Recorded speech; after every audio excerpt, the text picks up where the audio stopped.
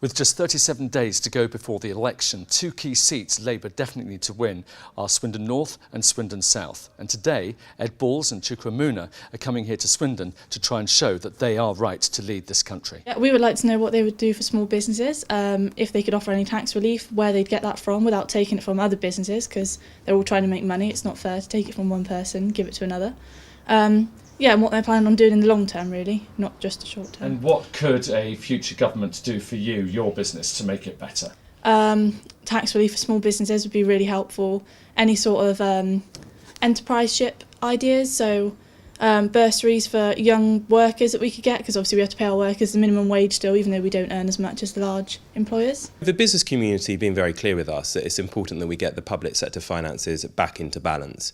They've told us that that will entail tough decisions, which we've made. For example, capping the increase in child benefit to 1% in the first 2 years of the next Parliament, or during this Parliament accepting the uprating of benefits by a CPI measure as opposed to an RPI measure.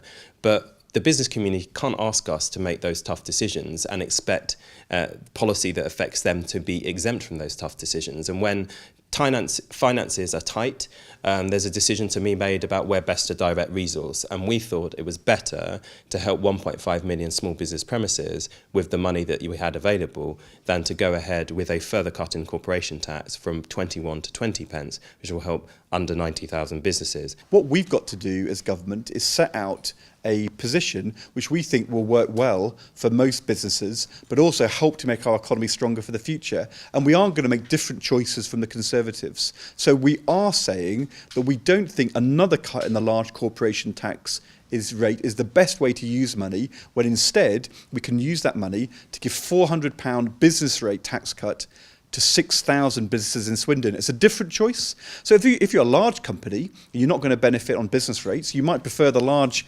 company tax cut, but 17 businesses will benefit for every one who would gain from the Tory tax cut. That's why I think ours is a better approach. On the minimum wage, we need to increase the minimum wage. People know locally you can't compete against India or China. You can't compete and have a motivated workforce through really low wages and 0 hours contracts.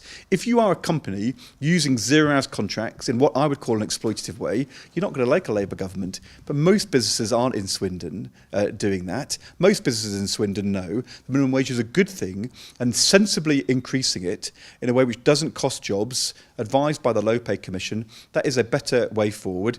You say that you're not going to increase VAT, you say you're not going to increase employees' NI contributions. What about employers' contributions? Sure. Look, I've said that our plans, which are steady and balanced, which will balance the books and get the national debt falling in the next Parliament, don't involve a rise in VAT or a rise in national insurance, and they won't involve an increase in the basic or higher rates of income tax. Now, we'll set out the details in our manifesto. Clearly, we can't go through every detail of a complex tax system, but we're not planning to raise national insurance. Is that for both, though? Could you be specific? Is that both? As I said, national insurance is not what we're planning to raise. We'll set out the details in our manifesto.